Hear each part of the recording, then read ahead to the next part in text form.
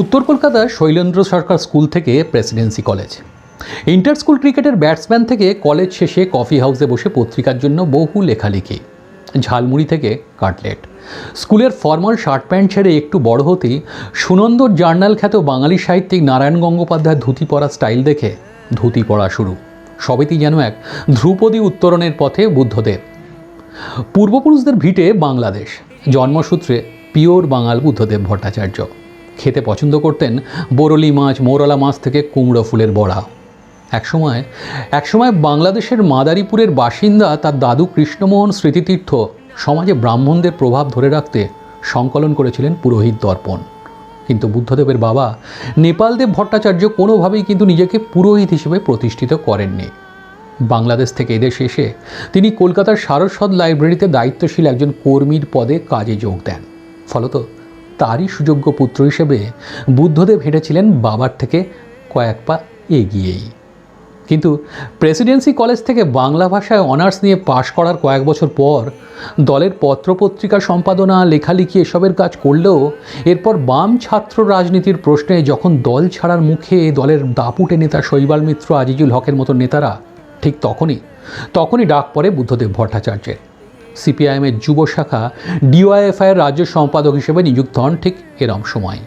কিন্তু একইভাবে সে সময় সংসারের প্রয়োজনে দরকার ছিল রোজগারেরও। তাই একই সঙ্গে দমদমের শ্বেতবাগান আদর্শ বিদ্যামন্দির ফর বয়েজে শুরু করেন বাংলার শিক্ষকতা। প্রায় 3 বছর শিক্ষকতা করেন মাসিক 220 টাকা বেতনে। কিন্তু ততদিনে ডিওয়াইএফআইয়ের কর্মসূচিতে ক্রমেই ব্যস্ত হতে থাকা বুদ্ধদেব এরপর আর সময় দিতে পারেননি স্কুলের শিক্ষক হিসেবে। উত্তপ্ত 70-এর দশক, বিপ্লবের গতিপথে প্রমোদ দাশগুপ্তের হাত ধরে জন্ম নিল সিপিআইএমের পঞ্চপাণ্ডব, সুভাষ, শ্যামল, বিমান, অনিল আর বুদ্ধ। ভাগ হলো দায়িত্ব। অন্যরা দলীয় সংবাদপত্র, গণশক্তি আর পার্টি লাইন সামলানোর দায়িত্ব পেলেও বুদ্ধ পেলেন প্রশাসন সামলানোর ভার। আর এরপর 77-এ জ্যোতি বসুর নেতৃত্বাধীন প্রথম বামফ্রন্ট মন্ত্রিসভার গুরুত্বপূর্ণ মন্ত্রীর দায়িত্বভার নিয়ে 5 বছর অতিক্রম করলেন যুবক বুদ্ধদেব। 82 বিধানসভা নির্বাচনে দল জিতলেও তিনি হেরেছেন।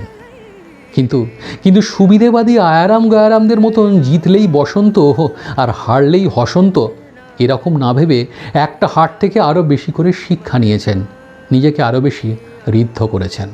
ফল পেয়েছেন 87 বিধানসভায়। কাশীপুরের বদলে যাদবপুর থেকে মনোনীত হয়েই জয় করে নিয়েছিলেন আপামোর যাদবপুরবাসীর মন। তারপর তো তাকে আর ফিরে তাকাতে হয়নি সত্যি। কিন্তু স্বভাবে বড়ই একরোখা বুদ্ধদেব ঠিককে ঠিক আর ভুলকে ভুল বলতে খুব বেশি সময় নিতেন না। 90 দশকের শুরুতেই পার্টি লাইনের বিরুদ্ধে গিয়ে রাজ্য মন্ত্রিসভা এবং প্রশাসনের বিরুদ্ধে ক্ষোভ উগড়ে দিয়ে যেমন দলীয় নেতৃত্বের চক্ষুশূল হয়েছিলেন, একইভাবে দলের শ্রমিক সংগঠন সিটুর জঙ্গি আন্দোলন থেকে সরে আসার ব্যাপারে এবং কর্মসংস্কৃতি এবং শিল্পের কথা মাথায় রেখে কথায় কথায় বন্ধের রাজনীতি যে তার নাপসন্দ, সে কথা পরিষ্কার করে বলাতেও দলীয় নেতৃত্বের চাপের মুখে পড়তে হয়েছে তাকে।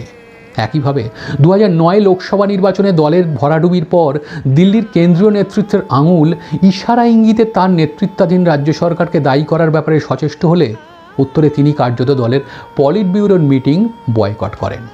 আর এরপর থেকেই শারীরিক কারণ এখানে কিছুটা দায়ী হলেও পার্টির কেন্দ্রীয় নেতৃত্বের ওপর নিজের অসন্তোষ সময়ের সঙ্গে ক্রমেই নতুন দিল্লির AK গোপালন ভবনের সঙ্গে তার দূরত্ব তৈরি করেছিল। তথ্য সংস্কৃতি মন্ত্রী হিসেবে তার সময়কাল বাদ দিলে নিন্দুকরা বলেন, মুখ্যমন্ত্রী হিসেবে তার নিজের 11 বছরের সময়কালে তিনি হয়তো উন্নয়নের প্রশ্নে একটু বেশি তড়িঘড়ি করে ফেলেছিলেন। দ্বিতীয়বার মুখ্যমন্ত্রী হিসেবে জিতে আসন সংখ্যার দম্ভে কিছুটা দিশাহীন মন্তব্য করেছিলেন। কিন্তু রাজ্যের নতুন প্রজন্ম আর কর্মসংস্থানের ব্যাপারে কোনোভাবেই আপোষ করতে রাজি ছিলেন না সে সময় তরুণ প্রজন্মের প্রশাসনিক অভিভাবক বুদ্ধদেব ভট্টাচার্য। কিন্তু তবুও সেটা তাকে করতে হয়েছিল। রাজ্যের উন্নয়নের প্রশ্নে বিরোধীদের সমঝোতার টেবিলে ঐক্যমত্যে আনতে না পারায় হাতের লক্ষ্মী পায়ে ঠেলার মতন খোয়াতে হয়েছিল টাটাকে। সিঙ্গুর নন্দীগ্রাম নেতায়ের ঘটনা থেকে রিজওয়ান মৃত্যু বিতর্ক সমস্তটাই ক্রমেই তাকে ঠেলে দিয়েছিল ক্ষমতার শেষ প্রান্তে। অবশেষে সিংহাসনচ্যুত হলেন বুদ্ধদেব। কিন্তু শেষ হয়েও বাস্তবিক কোথাও যেন হলো না শেষ। মুখ্যমন্ত্রী বুদ্ধদেব ভট্টাচার্যের শেষ হলো ঠিক সেখান থেকেই নিজের দল সিপিআইএমের হাত ধরে কোথাও একটা শুরু হয়েছিল ব্র্যান্ড বুদ্ধের পথ চলা। নিজের যা কিছু ভুল তা শুধু সমালোচকদের মুখে নয়, নিজের মুখেও স্বীকার করে নিয়েছেন বুদ্ধবাবু। তা সে সিঙ্গুরের জমি অধিগ্রহণের ধরন থেকে নন্দীগ্রামের গুলি চালানোর ঘটনা যাই হোক না কেন। আর সেই ভুল থেকে শিক্ষা নিয়েই দলীয় নেতৃত্বকে চাঙ্গা করে ফের একবার ব্রিগেড কাঁপিয়ে রাজনৈতিক অস্তিত্বের জানান দিলেন 2016 ব্র্যান্ড বুদ্ধ। বিপুল জনসমাগমে ব্রিগেডও তাকে কিছু ফিরিয়ে দেবার প্রতিশ্রুতি দেয়, কিন্তু কেউ কথা রাখেনি। সে বছরের বিধানসভা নির্বাচন থেকে এরপর কার্যত ফের একবার খালি হাতেই ফিরতে হয় তাকে। আর এরপরেই ক্রমেই অসুস্থতা বাড়তে থাকে। মহামারী কোভিড আসার ঠিক আগের বছরই শেষবারের মতন এসেছিলেন তার বড় প্রিয় ওই ব্রিগেডে। ওই শেষ। তারপর থেকে টানা শয্যাশায়ী। বারবার হসপিটালের গেছেন, লড়েছেন, ফিরে এসেছেন বুদ্ধদেব সুলভ স্পিরিটেই। গত বছরেও এমনটাই হয়েছিল। উডল্যান্ডে তার যাওয়া নিয়ে আমরা যতটাই চিন্তিত ছিলাম, ফিরে আসার পর ততটাই আনন্দিত হয়েছিলাম, একই সঙ্গে নিশ্চিন্ত হয়েছিলাম। পিট সিগার তার অতি প্রিয় গায়ক, যার অতি জনপ্রিয় গানটি হলো if I had a hammer I had hammer in the morning. আর সেই পিট সিগারের গানটাই যেন খোদ সকালম্যানের ভূমিকায় এসে বৃষ্টিবিঘ্নিত 8ই অগস্টের এক ব্যর্থ সকালের পিঠে একটা হাতুড়ির ঘা দিয়ে জানান দিল, এবার তিনি আর ফিরবেন না। চলে গেলেন বুদ্ধদেব। 59 নম্বর পাম এভিনিউয়ে নিজের বাড়ির ওই ছোট্ট ঘরেই মৃত্যুর দেশে পা বাড়ালেন প্রমোদবাবুর চতুর্থ পাণ্ডব। দেওয়ালের গা ঘেঁষে যার সাক্ষী থাকলেন রবীন্দ্রনাথ, কার্ল মার্কস, কাকা সুকান্ত, মোনালিসা, পিট সিগাররা।